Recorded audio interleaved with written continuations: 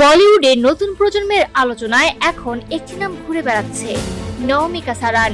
চলচ্চিত্র পরিবারের উত্তরাধিকার বহন করা এই তরুণীকে ঘিরে ইতিমধ্যেই শুরু হয়েছে কৌতূহল ও আগ্রহ। নওমিকা মূলত কিংবদন্তি অভিনেত্রী ডিম্পল কাপাডিয়ার নাতনি এবং প্রয়াত সুপারস্টার রাজেশ খান্নার পরিবারের সদস্য।